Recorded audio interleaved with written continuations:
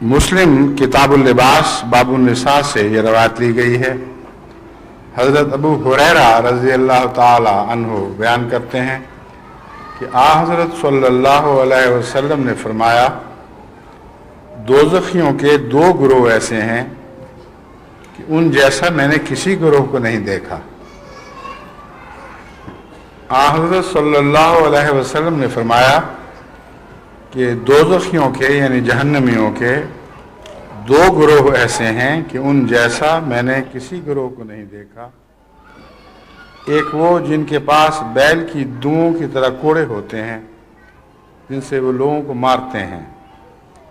اور دوسرے وہ عورتیں جو کپڑے تو پہنتی ہیں لیکن حقیقت میں وہ ننگی ہوتی ہیں، ناز سے لچکیلی چال چلتی ہیں، لوگوں کو اپنی طرف مائل کرنے کے جتن کرتی پھرتی ہیں، بختی اونٹوں کی لچکدار کوہانوں کی طرح ان کے سر ہوتے ہیں، ان میں سے کوئی جنت میں داخل نہیں ہوگی اور اس کی خوشبو تک نہ پائے گی، حالانکہ اس کی خوشبو بہت دور کے فاصلے سے بھی آ سکتی ہے۔ آپ نے عورتوں کو جہنم میں دیکھا اور اس کی ایک خاص وجہ بیان فرمائی۔ آپ نے فرمایا، میں نے ان عورتوں کو جہنم میں خاص طور پر دیکھا جو بالارادہ اس طرح بن سنور کر نکلتی ہیں کہ لوگوں کی توجہ ان کی طرف پھرے، اور ان کی چال لچکیلی ہو جاتی ہے، ان کی باتوں میں ایسا لوچ ہے کہ وہ گویا دام میں پھنسانے کے لیے نکلتی ہیں، اور بظاہر کپڑے پہنے ہوتے ہیں مگر فی الحقیقت ان کے ننگ ان سے ظاہر ہوتے ہیں، بلکہ بعض قسم کے کپڑے بعض قسم کے اندرونی حسن کو نکھارنے کے لیے پہنے جاتے ہیں، چھپانے کے لیے نہیں۔ قرآن کریم نے جو معاشرہ پیدا فرمایا ہے، جس کی تفصیل حضرت اقدس محمد رسول اللہ صلی اللہ علیہ وآلہ وسلم کے ارشادات میں ملتی ہے، اس کی مرکزی روح یہ ہے کہ عورت جو فطرتاً سنگھار کرنا چاہتی ہے، خدا تعالیٰ نے اس کو فطرتاً نرم بنایا ہے، جاذب نظر بنایا ہے، پرکشش بنایا ہے، وہ مزید اضافوں کے ساتھ اس طرح باہر نہ نکلے کہ سوسائٹی پر ایک ابتلا لے آئے اور ہر بری آنکھ اس پر اور بھی بری نیت سے پڑنے لگے، خواہ ایسی عورت کا مدعا یہ ہو یا نہ ہو کہ لوگ مجھے دیکھیں اور میری طرف مائل ہوں اور میں اسی طرح ان کا جواب دوں۔ لیکن جہاں تک سوسائٹی میں ایک ہیجان پیدا کرنے کا تعلق ہے، جہاں تک دلوں میں ایک آگ بھڑکانے کا تعلق ہے، یہ عورت اس آگ لگانے میں کامیاب ہو جاتی ہے، اور پھر اس کے نتیجے میں بہت سی معصوم عورتیں نقصان اٹھاتی ہیں، کیونکہ ایسی سوسائٹی جہاں بالارادہ مردانہ جذبات سے کھیلا جائے اور انہیں انگیخت کیا جائے، خواہ وہ انگیخت کرنے والی تیلی لگا کر ایک طرف ہٹ جائے، مگر ایسی سوسائٹی میں پھر عورتوں پر حملے، ان کی بے عزتی، ان پر ظلم و ستم کی جو واردات ہوتی ہیں، ان کی وہ عورتیں ذمہ دار ہیں جنہوں نے سوسائٹی میں ہیجان پیدا کیا ہے۔ اب ربا کا ایک ماحول ہے، آپ اس ماحول کو دیکھیں۔ یہ درست ہے کہ کوئی بھی سوسائٹی گناہوں سے پاک نہیں ہے، ہم ربا کے متعلق یہ نہیں کہہ سکتے کہ وہ ایک گناہوں سے پاک بستی ہے، مگر جب ہم دوسری بستیوں سے مقابلہ کرتے ہیں تو زمین آسمان کا فرق دکھائی دیتا ہے۔ وہاں ایک عورت کا احترام پایا جاتا ہے، اور اس عورت کے احترام کا کریڈٹ، اس کی خوبی مردوں کو نہیں بلکہ خود عورتوں کو جاتی ہے، جنہوں نے اس شہر میں اپنے آپ کو سنبھال کے رکھا، بے وجہ گلیوں میں اپنے حسن کی آزمائش نہیں کرتی پھرتی، بلکہ سلیقے سے اپنے آپ کو سمیٹ کے رکھتی ہیں، اور چلتی ہیں تو وقار سے چلتی ہیں۔ اس لیے اگر کوئی نظر بیمار بھی ہو تو ایسی عورتوں کو پڑھ کر شفا پا جاتی ہے، نہ کہ اس کی بیماری میں اضافہ ہوتا ہے۔ بس یہ وہ مضمون ہے جس کو حضرت صلی اللہ علیہ وسلم نے ان الفاظ میں بیان فرمایا ہے۔ ابو داؤد کتاب ہے ایک حدیث کی، اس میں کتاب اللباس میں یہ روایت ہے، حضرت عبداللہ بن عباس بیان کرتے ہیں کہ حضرت صلی اللہ علیہ وسلم نے ایسی عورتوں پر لعنت بھیجی ہے جو مردوں کی مشابہت اختیار کرتی ہیں، اور ایسے مردوں پر بھی لعنت بھیجی ہے جو عورتوں کی مشابہت اختیار کرتے ہیں۔ اب یہ وہ باتیں ہیں جو مجھے، جہاں تک میں نے اس زمانے کی تاریخ کا مطالعہ کیا ہے، اس زمانے کے معاشرے میں پڑھنے میں بھی نہیں ملتی، لیکن آج کے زمانے میں یہ ایک عام بات ہے۔ اس لیے حضرت صلی اللہ علیہ وسلم کی ایسی احادیث واضح طور پر ثابت کرتی ہیں کہ حضرت اقدس صلی اللہ علیہ وسلم نے آئندہ زمانے کی بالکل واضح خبریں اللہ تعالیٰ سے پائیں، اور انہیں اس طرح وضاحت کے ساتھ بیان کیا جیسے آج کل کی سوسائٹی کو دیکھ کر کوئی وہ باتیں پڑھ کر سنا رہا ہو۔ اور ان دونوں کے اندر، ان دونوں باتوں میں در حقیقت جنسی بے راہ روی کی روح ہے جو اندر چل رہی ہے۔ وہ لڑکیاں جو لڑکا بننے کے انداز اختیار کرتی ہیں، ان کی نیتوں میں بھی کچھ فتور ضرور ہوتا ہے۔ وہ لڑکے جو لڑکیاں بن کے پھرتے ہیں، ان کی نیتوں میں بھی کچھ فتور ضرور ہوتا ہے۔ اب اس کی تفصیل میں یہاں بیان نہیں کر سکتا، مگر اس زمانے کی بعض بیماریاں ہیں، جنسی بیماریاں، جن کے متعلق تفصیل میں جائے بغیر اتنا تو آپ یہاں رہتے ہوئے جان چکی ہوں گی کہ ان دونوں اداؤں کا ان بیماریوں سے تعلق ہے۔ بات کرتے ہیں تو ہر مذہب کی ایک روح نمایاں طور پر دکھائی دینے لگتی ہے۔ مثلا لوگ کہتے ہیں کہ یہودیت کی روح بدلہ لینا ہے، عیسائیت کی روح بخشنا ہے۔ حضرت صلی اللہ علیہ وسلم نے فرمایا کہ اسلام کی روح حیا ہے، اور حیا نہ رہے تو کچھ بھی نہیں رہتا۔ بس یاد رکھیں کہ حیا کا جہاں تک تعلق ہے، یہ صرف عورت کا زیور نہیں، یہ مردوں کا بھی زیور ہے، اور مردوں اور عورتوں دونوں میں برابر کی چیز ہے۔ بعض دفعہ یہ خیال کیا جاتا ہے کہ حیا کرنا عورت کا کام ہے۔ امر واقعہ یہ ہے کہ مرد اور عورت دونوں میں برابر کا خلق ہے۔ اگر یہ نہ ہوتا تو حضرت صلی اللہ علیہ وسلم حیا کو اسلام کا خلق قرار نہ دیتے، بلکہ خواتین سے متعلق تعلیم کے طور پر اسے پیش کرتے۔ لیکن عورتوں کا ان معنوں میں بھی زیور ہے کہ عورت کے طبعی اور فطری حسن کا حیا سے تعلق ہے۔ حسن کا دکھاوا، اس کی نمائش تو منع ہے، لیکن حسن تو اللہ کو پسند ہے، اور ہر عورت کی فطرت میں ہے کہ وہ حسین ہو۔ اور حقیقت یہ ہے کہ حسن کا حیا سے ایک بہت گہرا تعلق ہے۔ جس عورت کی حیا اڑنی شروع ہو جائے، یاد رکھیں اس کا حسن اڑنا شروع ہو جاتا ہے۔ وہ پھول جس سے رنگت اڑ جائے، وہ پھول جس کی خوشبو سے باغی ہو جائے، اس پھول کا چہرہ بالکل بے رونق اور بے حقیقت سا دکھائی دینے لگتا ہے۔ بس حسن کا حیا سے ایک بہت گہرا تعلق ہے، خصوصاً عورت کے اندر جو اللہ تعالیٰ نے فطری طور پر حسن کی ادائیں رکھی ہیں یا حسن کی باتیں رکھی ہیں، ان میں حیا ایسے ہی ہے جیسے میں نے بیان کیا کہ پھول کی خوشبو اور پھول کی رنگت ہو۔ آپ نے نئی دلہن کا چہرہ بھی دیکھا ہوا ہے، وہی لڑکی ہے جو پہلے اسی طرح آپ کے سامنے پھرتی تھی، لیکن جب نئی دلہن بن کے آتی ہے تو اس کے حسن میں غیر معمولی اضافہ ہو جاتا ہے۔ وہ کیا وجہ ہے؟ اس لیے کہ نئی دلہن ہمارے معاشرے میں شرماتی ہے، اور اگر نہ شرمائے اور دیدے پھاڑ پھاڑ کے ہر طرف دیکھے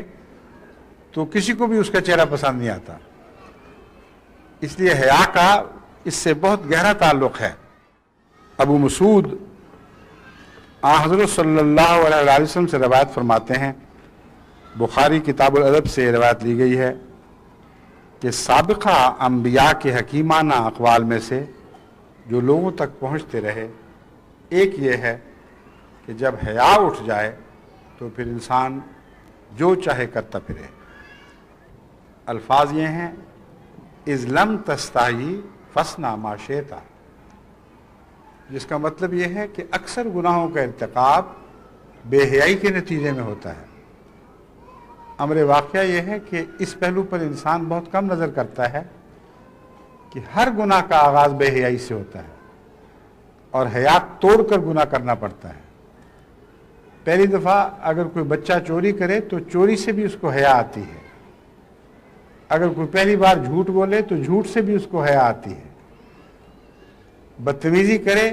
اور اگر پہلی بار بے ارادہ بدتمیزی کرتا ہے تو لازماً اس کو اس بدتمیزی سے بھی حیا آئے گی۔ بس حیا ہر گناہ کے رستے کی ایک روک ہے اور بے حیائی ہر گناہ کے لیے دروازے کھولتی ہے، بلکہ مردوں اور عورتوں دونوں سے خاص ہے۔ اس لیے حیا کی حفاظت کریں اور اپنے بچوں میں بھی حیا کو قائم کریں۔ حیا سے مراد صرف مردوں اور عورتوں کے تعلقات کی حیا نہیں ہے، حیا فی ذات ہی ایک خلق ہے جو ہر گناہ کے مقابل پر ایک پردہ ہے۔ بس وہ عورتیں جو معلوم کرنا چاہتی ہیں کہ اسلامی پردہ کیا ہے، میں ان کو یقین دلاتا ہوں کہ اسلامی پردہ حیا ہے۔ اگر آپ اپنی حیا کی حفاظت کریں تو اللہ تعالیٰ کے فضل سے خدا کے فرشتے آپ کی ہر قسم کی خرابیوں اور گناہوں سے حفاظت کریں گے، کیونکہ حیا کے پردے سے بہتر اور کوئی پردہ نہیں ہے۔ بس اپنے بچوں کو بھی حیادار بنائیں۔ حیا سے یہ مراد ہرگز نہیں کہ نیک کاموں سے انسان حیا کرے یا بہادری کے کاموں سے انسان حیا کرے۔ وہ مواقع جہاں جان دینے کی باتیں ہو رہی ہوں وہاں حیا بے حیائی ہے اور شرم کا مقام ہے، اور امر واقعہ یہ ہے کہ وہاں حیا کا مضمون بالکل الٹ جاتا ہے، کیونکہ ایسا شخص جہاں مرد جان دینے کے لیے آگے بڑھ رہے ہوں اور وہ پیچھے ہٹ رہا ہو، حیا اس کو مانے نہیں ہوا کرتی۔ اس بات کو پیش نظر رکھتے ہوئے کہ اپنے بچوں کو بزدل نہ بنائیں، حیا کے بہانے ان کو ایسا نہ بنا دیں کہ ہر وہ کام جہاں ان کو آگے بڑھ کر حصہ لینا چاہیے اس سے وہ پیچھے ہٹ جائیں۔ یہاں جو یہ رواج ہے کہ لڑکیاں لڑکوں سے مصافحہ کرتی ہیں، بعض دفعہ ایسی صورت ہوتی ہے کہ چونکہ اس معاشرے کے حالات مختلف ہیں، ایک ڈاکٹر نے ہاتھ بڑھا دیا مصافحے کے لیے، ایک عورت اس وقت مجبور ہوتی ہے، وہ سمجھتی ہے کہ اس وقت ہاتھ نہ بڑھانا نقصان دہ ہو سکتا ہے، اس پر اسلام کا یا برا اثر نہ پڑے تو اپنی بے عزتی تو ضرور محسوس کرے گا۔ ایسی صورت میں اگر پہلے تنبیہ نہ کی گئی ہو تو بعض مجبوری کے طور پر میں سرسری سا ہاتھ دے کر اسے کھینچ لیتی ہیں اور محسوس کرتی ہیں کہ اچھا نہیں ہوا مگر میں مجبور تھی۔ مگر شوق سے ہاتھ بڑھاتے پھرنا ہر جگہ اس بہانے کہ یہاں کا معاشرہ اور ہے، یہ درست نہیں ہے۔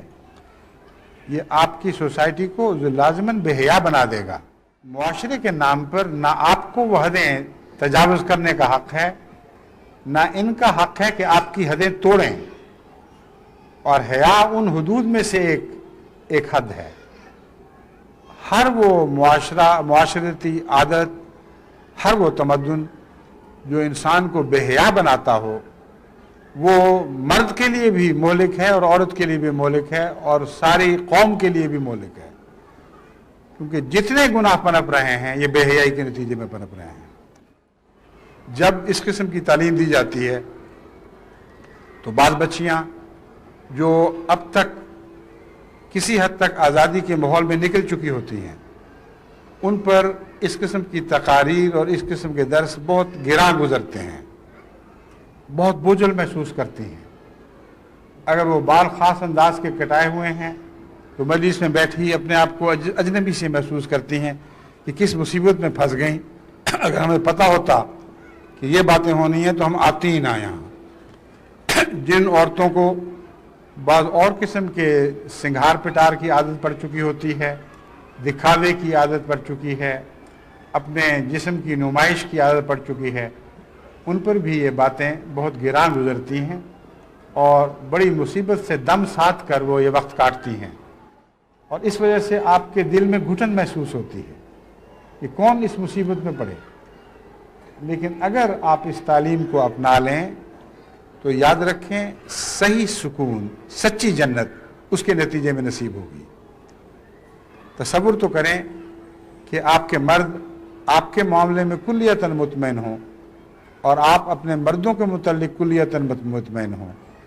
جو آپ ان سے چاہتی ہیں وہ ویسے ہی بنے، اور جو وہ آپ سے چاہتے ہیں آپ ویسے ہی ہوں، تو دیکھو کیسا اعتماد دلوں میں پیدا ہوتا ہے۔ ایک اور پہلو سے بھی دیکھیں کہ جب آپ کی بچیاں بڑی ہو رہی ہوں اور جوان ہو رہی ہوں تو جس قسم کی آزادی آپ نے اپنے لیے پسند کی تھی ان کے متعلق کیوں گھبراتی ہیں؟ وہی باتیں جب وہ بچیاں کرتی ہیں تو آپ اس سے گھبرا جاتی ہیں۔ آپ جانتی ہیں کہ ان کی عزت کا سوال ہے، ان کی دائمی خوشی کا سوال ہے۔ آپ جانتی ہیں کہ اگر یہ بے لگام ہو گئیں تو پھر ان کا مستقبل خطرے میں ہے، ان کو کبھی بھی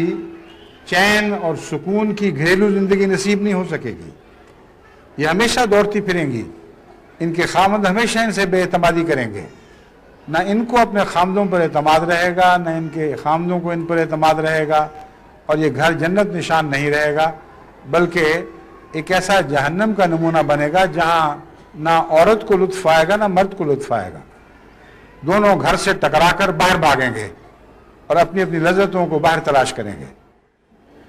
حیا کا پردہ اٹھا کر یا اسے پھاڑ کر جس لذت کو بھی آپ حاصل کرتے ہیں یا کرتی ہیں وہ لذت گناہ ہے، اور وہ لذت آپ کے آخری مفاد کے خلاف ہے۔ اور پھر حیا رہے یا نہ رہے وہ بد اثر ضرور باقی رہتا ہے، اور ایسے لوگوں کا انجام بہت ہی بد ہوتا ہے۔ بلا استثناء ہر مرنے والا بد حسرت سے دیکھتا ہے کہ کاش میں اس سے پہلے کچھ اور کر چکا ہوتا، اور ہر نیک جو جان دیتا ہے وہ اپنی جان آفرین کی سکون اتنی تمانیت سے کرتا ہے کہ اللہ تعالیٰ قرآن کریم میں بیان فرماتا ہے راضیۃ مردیہ، ایسی روحیں بھی ہیں میرے وہ ایسے غلام بندے ہیں کہ جب ان کی روحیں میرے حضور حاضر ہو رہی ہوتی ہیں تو راضیۃ مردیہ، وہ مجھ سے راضی ہوتی ہیں، میں ان سے راضی ہوتا ہوں، اور میں فادخلی فی عبادی، میرے بندوں میں داخل ہو جا، وادخلی جنتی، اور میری جنت میں داخل ہو جا۔ بس کیا آپ پسند نہیں کریں گے اور کیا آپ پسند نہیں کریں گی کہ ہم میں سے ہر ایک کو مرتے وقت یہ آواز آئے کہ مجھ سے راضی ہوتے ہوئے میرے پاس آ، ایسی حالت میں کہ میں تجھ سے راضی ہوں، اور یہ آواز آپ نے بنانی ہے اس زندگی میں جو موت سے پہلے کی زندگی ہے۔ اگر آپ یہ آواز نہیں بنا سکیں تو مرتے وقت آپ کو آواز نہیں آئے گی۔ بس اللہ کرے ہم میں سے ہر ایک کا انجام اس آواز، اس پیاری آواز کو سنتے ہوئے ہو، ایتھا النفس المطمئنۃ ارجعی الی ربک راضیۃ مرضیہ فادخلی فی عبادی وادخلی جنتی، کہ اے پیاری روح جو میری طرف لوٹ کر آ رہی ہے، اس حال میں میری طرف لوٹ کہ تو مجھ سے راضی ہے یا راضی رہی ہو اور میں تجھ سے راضی ہوں، بس میرے بندوں میں داخل ہو اور میری جنت میں داخل ہو۔